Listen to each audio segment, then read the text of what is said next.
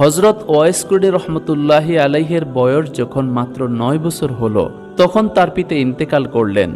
সংসারে আর কেউ না থাকায় তার মায়ের দেখাশোনার দায়িত্ব তার উপর অর্পিত হলো। হযরত ওয়াইস কুরনি রহমতুল্লাহি আলাইহের পিতা একজন কাপড়ের ব্যবসায়ী ছিলেন। পিতার অবর্তমানের সংসারকে টিকিয়ে রাখার জন্য এবং বিধবা মাকে দেখাশোনা করার জন্য বাধ্য হয়ে তিনি বাবার কাপড়ের দোকানে ব্যবসার হাল ধরলেন। তিনি ব্যবসা বাণিজ্য করে যা উপার্জন করতেন তা দিয়ে মা ছেলের জীবন সুন্দরভাবে কেটে যাচ্ছিল। কিন্তু আল্লাহ তাআলার ফয়সালা ছিল ভিন্ন রকম।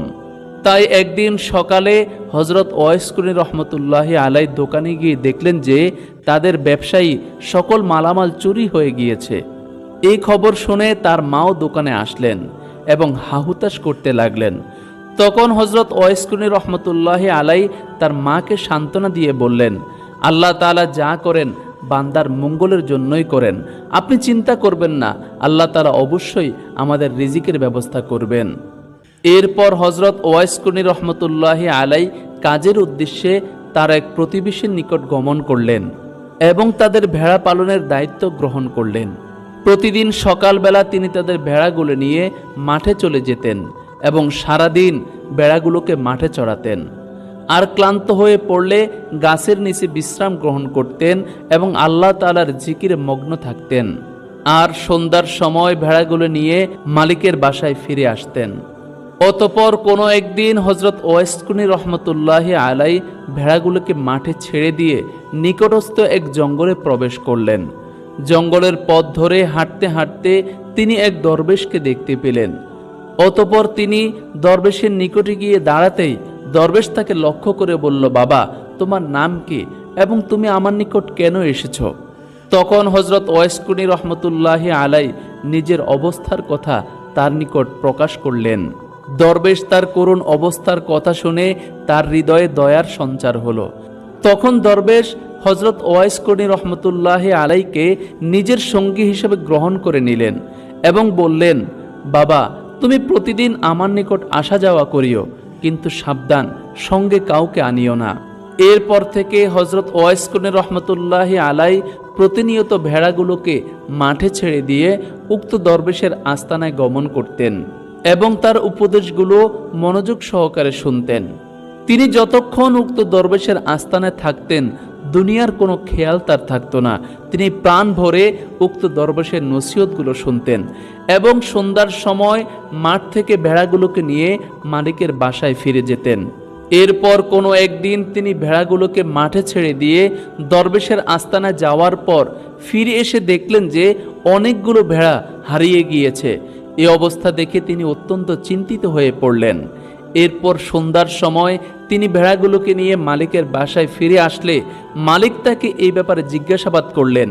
হযরত ওয়াইস কুরনি রহমতুল্লাহি আলাই তিনি কোনো উত্তর দিতে না পারায় তার মালিক তার উপর রেগে গিয়ে তাকে কাজ থেকে বহিষ্কার করে দিলেন।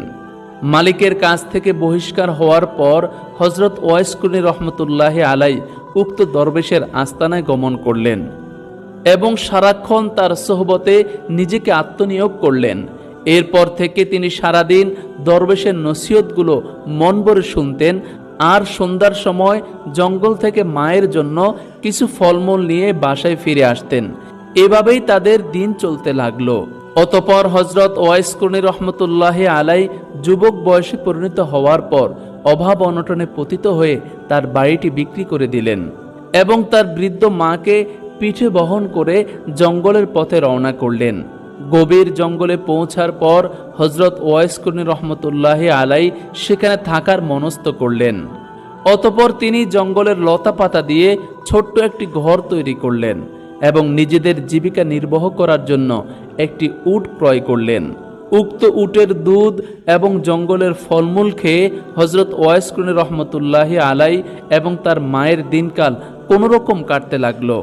মাকে নিয়ে জঙ্গলে আসার পর হযরত ওয়াইস কুরনি রহমতুল্লাহি আলাই সর্বদা আল্লাহ তাআলার ইবাদত করতেন এবং মায়ের খেদমতে লিপ্ত থাকতেন।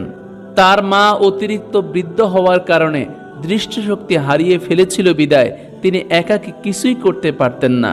এজন্য হযরত ওয়াইস কুনি রহমতুল্লাহি আলাই সর্বদা মায়ের খেদমতে পড়ে থাকতেন। সামান্য সময়ের জন্য তিনি লোকালয়ে যাওয়ার সুযোগ পেতেন না। যদিও হযরত ওয়াইস কুনি রহমতুল্লাহি আলাই রাসূল পাক সাল্লাল্লাহু আলাইহি ওয়াসাল্লামের জামানার লোক ছিলেন, কিন্তু শত ইচ্ছা থাকা সত্ত্বেও অন্ধ মায়ের খেদমতের কারণে তিনি নবীজির সোহবত থেকে মাহরুম হয়েছিলেন।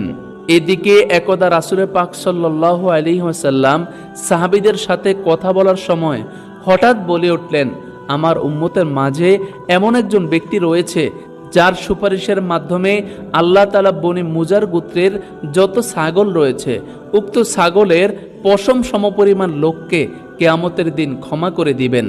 এই কথা শোনা মাত্র সাহাবায়ে কেরাম রাসূল পাক সাল্লাল্লাহু আলাইহি ওয়াসাল্লামকে জিজ্ঞাসা করলেন, হে আল্লাহ রাসূল, কে সে ভাগ্যবান ব্যক্তি, তার নাম কি, তার পরিচয় কি?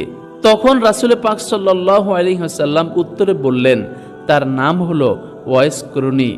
সাহাবায়ে কেরামগণ বললেন, হে আল্লাহর রাসূল, এ নামের কাউকে তো আপনার নিকট কখনো আসতে দেখিনি, আপনি কি তাকে চেনেন?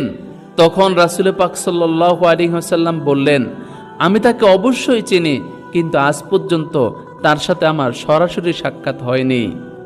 এসব কথা শুনে সাহাবায়ে কেরাম বিস্ময়ে হতবাক হয়ে গেলেন এবং তাকে খুঁজে বের করার জন্য অস্থির হয়ে উঠলেন। কিন্তু রাসূল পাক সাল্লাল্লাহু আলাইহি ওয়াসাল্লামের জীবদ্দশায় কেউ তার খোঁজ পায়নি।